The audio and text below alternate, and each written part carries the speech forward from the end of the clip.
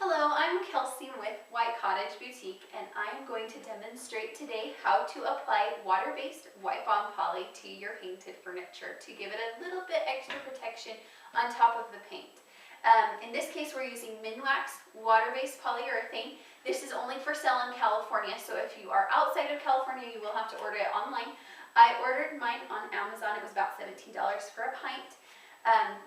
You want to use water-based polyurethane if you're doing any light colors. So in this case, we're doing white, so I'm definitely going to stick with water-based. You can pick up the oil-based at Home Depot for about $14. If you're going to be using something dark, I would definitely recommend saving yourself some time and money by using that. In this video, we're going to be using 320 grit sandpaper. You could really use 320 up to 400, but this is just what I have here. A mixing cup, your water-based polyurethane, and some water, and a lint-free cloth. Lint-free cloths, I definitely recommend, especially if you're doing black, to wash them in your washer first. This is just, I picked a bag up at Home Depot for like $10, and it lasts me forever. You could also use a cut-up t-shirt if you wanted to. It does dye it yellow, so make sure it's a t-shirt you don't want to use again for something else. So what we're going to do first is we're going to dilute the water-based poly. The reason I do this is because if you apply it straight out of the can, most likely you're going to end up with streaks across the top. At least that's what happens in my case, because the paint soaks it up. I'm using the do-it-yourself chalk paint that's on my website, and the paint soaks it up so fast that it dries too fast, and then you end up with a lot of streaks. So I dilute it down about 50-50 with polyurethane and water. So this is my diluted polyurethane. I actually like having it in this little cup more than squirting it out of the can anyways. And what you're going to do, you're going to take your sandpaper and you're just going to lightly sand the top, and you're just going to feel it and make sure it's just smooth. There's no grittiness to it. And I've already done the sides, so I don't really need to do too much on the sides. I'm just really doing the top here, and you can kind of see it. So once it's smooth to the touch, I just quickly will take a rag and just kind of wipe it down. I'm not sanding it to the point where it's getting really dirty, but if you feel like there's a lot of sandpaper, or sawdust, definitely go get some water and maybe some mineral spirits and wipe it down really good. But in this case, I'm just barely sanding it, so I'm not too worried about that. Then you're going to just take a little end of your cloth and you're going to just dip it in. You're only looking for a tiny bit. I don't know if you can see that, but there's really not a lot on my cloth. And you're going to work it in and just make sure you're going in the same direction. And you want to keep what I would call a wet edge, which means you don't want to go across the whole thing and then go back and try to smooth it out. You're going to start at one end and work to the other end, making sure that as you go along, you're smoothing it out so you don't have to go back over it, because you're going to end up, if I were to try to go back over this section now, I would end up with streaks across the whole thing. You really, once you've applied it, you want to let it sit. If you overwipe it, it's going to end up kind of looking cakey and streaky. So just wipe it on, make sure you're wiping it in the same direction, and just go across and then let it sit.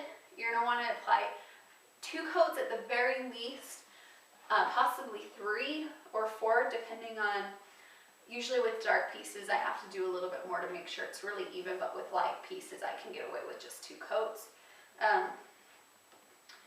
That's pretty much it. You just let it dry. Alright, so it's been about an hour since I've applied my first coat of wipe-on poly, and I just want to show you a few things on your second coat. A lot of the times the wipe-on poly, because it's water-based, will raise up the grains a little bit. So you want to take just your 300 grit sandpaper and just really lightly go over that piece again until it's smooth to the touch. I mean, I'm not pushing it all, I'm just barely wiping it across the top. And then once it's smooth, you're going to put on your second coat. And same thing, you're just going to get a tiny bit on your rag and go in the same direction you did before.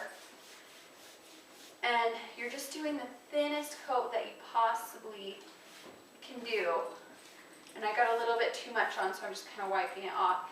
And you want, as you go through, you might end up seeing that you get little tiny hairs or lint just in it. So just take a dry part of your rag, oops, and quickly just wipe it off. If you let it sit in there, there's a good chance it will harden in there, and the only way you're going to get it off is if you sand it off.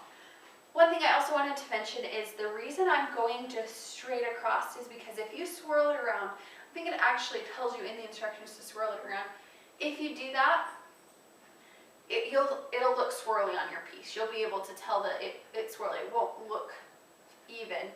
The swirls work pretty good if you're doing wood, but on the painted furniture, especially with the chalk paint, it's really much better to just go in one direction, either across or horizontal, whatever works best for the piece you're working on. And then you'll let this dry. It dries a lot faster with chalk paint than it does with wood. So you're probably, I wait about an hour in between each piece. Usually about the time it takes me to finish the whole piece, I'm going back around on my second coat. Even though the bottle says to wait at least 2 to 3 hours, I've only ever needed to do that when I was doing a stained piece. So I generally only wait about an hour, and I just feel it, make sure it's dry and even, and then I go ahead and sand it. And you want to make sure you're sanding in between each coat, except for on the last coat, you're just going to leave it. There are people who also on the last coat will dilute this down to about 75% water and 25% polyurethane. That's just an option. I don't usually do it unless I'm having problems with streaking on that particular piece. All it really does is make it so that that last coat is super thin and it covers up any kind of imperfection, but you're really, you're just evening out the sheen, if that makes sense. So that's an option if you're having problems.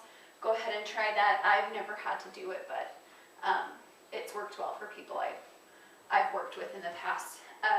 Yeah, if you have any questions, feel free to contact me. I'm happy to help with any of your projects.